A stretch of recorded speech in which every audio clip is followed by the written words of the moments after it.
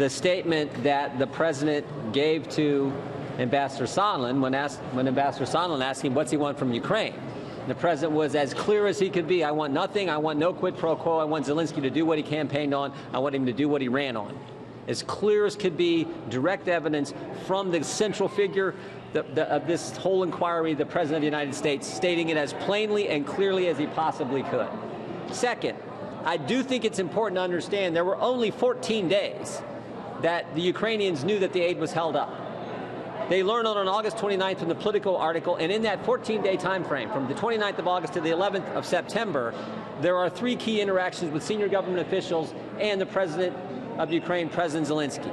The most important, in my judgment, was the last one, because that's a bipartisan meeting from people from the legislative branch, from U.S. Senators Murphy and Johnson. If ever there was a time where Zelensky would have brought up the idea that aid was somehow linked to him announcing an investigation, that would have been the time, because Senator Murphy brought it up himself. And still, President Zelensky never said in any way that there was aid, that an investigation were linked together. Those, in my mind, are the key takeaways. Everything else is Ambassador Sondland surmising what someone's thinking, what someone's up to, all the other things that the Democrats try to stir up. But the facts, as we've said several times, have always been on the president's side. They have not changed. We got the transcript where there is no linkage whatsoever. We got the 2 guys on the call, President Trump and President Zelensky, who have said there was no pressure, no pushing, no linkage. We got the fact that the Ukrainians didn't know the aid was frozen at the time of the call. And most importantly, as was pointed out today by so many people, including Representative Stefanik, that the Ukrainians took no action, no announcement to get the call, no announcement to get the meeting in New York, no announcement to get the aid released. Those are the facts. Representative Stefanik. As every day goes by, Adam Schiff and the Democrats' wishful thinking for impeachment crumbles. They have yet to point to a single shred of evidence of high crimes and misdemeanors of bribery.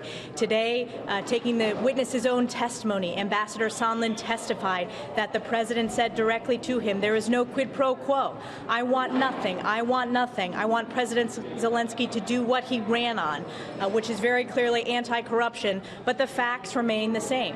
Ukraine received the aid. There was no investigation before the meeting. There was no investigation before the aid release. There was no investigation before the call or after the call. So the facts remain the same throughout this process, despite Adam Schiff continuing his political wishful thinking. We'll take some questions. Mr. Jordan, do you think it's just a coincidence that the aid was released after Congress began an investigation, after the White House learned about the whistleblower complaint? It's just a coincidence that happened just days before the White House actually released? No, it got released because so many senior government officials met with President Zelensky and they determined, hey, this new guy, this new kid in town, he's actually legit. He's a real reformer. That's why it got released. Oh, remember what also happened on September 5th? The same day the senators are meeting with President Zelensky. You know what happens in their parliament?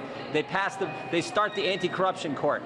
They'd already passed getting rid of sovereign immunity for members of Congress, members of their parliament. So all those things are happening, and they say, and plus, remember, Senator Johnson came back, Senator Murphy came back, Senator Portman, they all talked to the president and they said, we really want this aid released before September 30th, and the president doesn't. They want to say it's because there started some investigation. They've been out to get the president forever. It happened because we all believed that President Zelensky was legitimate. Are you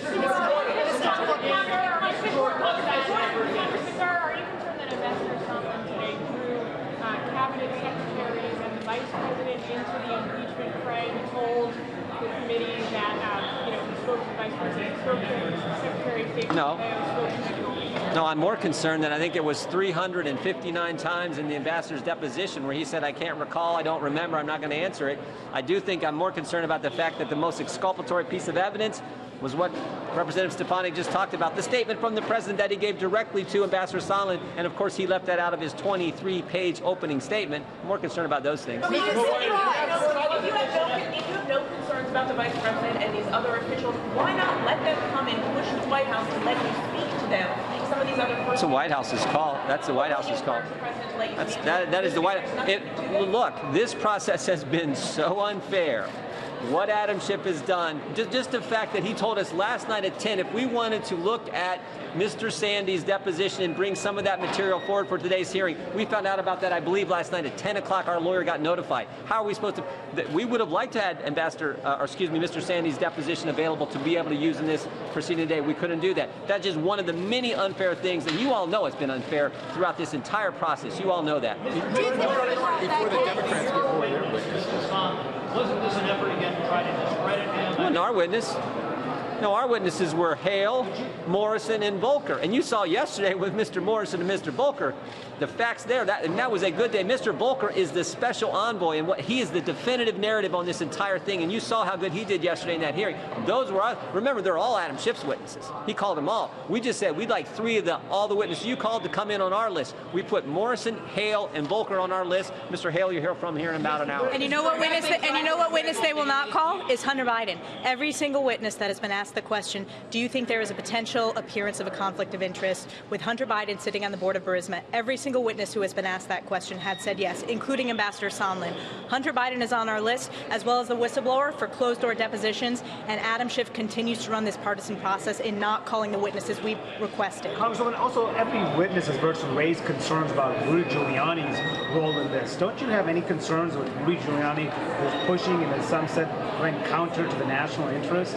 You know, as we've heard from our witnesses, this was an official channel, and the president can choose who he wants when it comes to conducting his foreign policy. But from the witnesses who are here today, when it comes to impeachable offenses, they have yet to point to a shred of evidence when it comes to impeachable offenses. Who's pushing investigations that can help the president politically? That's okay? That's not accurate. Democrats are going to impeach Rudy him. Giuliani wasn't pushing investigations that can help the As president Ambassador politically? Sondland testified today, his understanding of the investigations were into Burisma, into the 2016 elections, and Ambassador Sondland specifically said that he did not understand that as meeting into Biden. And let's be clear, Manu, the one investigation that has been done into Burisma was done under the Obama administration. The Obama administration had concerns with Hunter Biden sitting on the board of Burisma, as we know from Ambassador Yovanovitch, when she testified and said that she was prepared with that information before her Senate confirmation hearings. So when we talk about investigations, the fact of the matter is the one investigation into Burisma was done during the Obama administration. For a Biden investigation. Mr. Jordan, what We'll is the take one more. strongest piece of exculpatory evidence that you've heard that exonerates the president? The strongest piece that you've heard that President's own words. The president's The own president word. just said to Mr. Sondland, we've said it, I think, 3 times here in the last 10 minutes. That's the strongest piece. And the fact that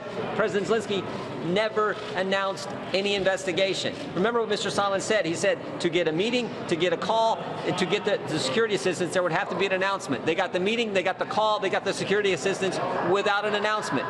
That's it right there. We've had strong rebuttals from the White House today. Do you think it would help to hear them testify so the public can hear their defense? That's their call. White House to make it. Thank you, guys. Thank you so much.